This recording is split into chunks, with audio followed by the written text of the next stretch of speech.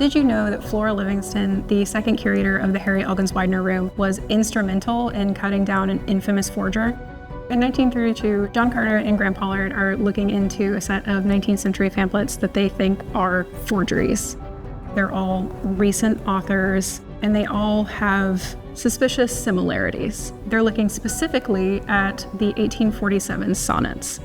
The story of the 1847 sonnets goes that Elizabeth Barrett Browning and her husband Robert Browning are on honeymoon in Italy. While there, she writes a number of poems for her husband. He thinks they're wonderful, and he convinces her to have them published, supposedly in a very small run for only close friends and loved ones. There are no copies in England except for two, which are in Thomas J. Wise's Ashley Library. Thomas J. Wise, among other things, is a scholar and collector. Carter and Pollard suspect that Thomas J. Wise is forging these pamphlets primarily because they can be traced back to him in some form or fashion, but they can't quite pin him for it. So they turn to their good friend, Flora Livingston. Flora Livingston is the curator of the Harry Elkins Widener Room. She is a very accomplished bibliographer, a librarian, a widow, just a really formidable individual. Previously, her work had noted some discrepancies in Wise's bibliographical observations.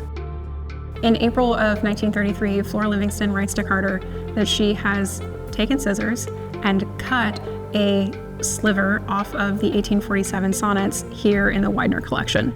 She has packaged it and she has sent it off to them to be tested. She notes that it will never show, and if anyone did notice it, they would never know what, who, or why. Sorry, Flora. To understand why a librarian is cutting up books, we have to talk about paper for a second. A book printed in England in 1847 would have been printed on rag paper. However, when the sliver that Flora Livingston sent to Carter and Pollard was tested, it came back as having a significant proportion of wood sulfite process paper. What that means is that the book couldn't have been printed until the 1870s in England, when wood pulp paper became available. In Carter's words to Livingston, there was no longer any doubt that this book was a forgery. It's a really sensational thing when an inquiry into 19th century pamphlets is published in 1934. It points out a really big vulnerability in the antiquarian book world, which is that we love a good romantic story.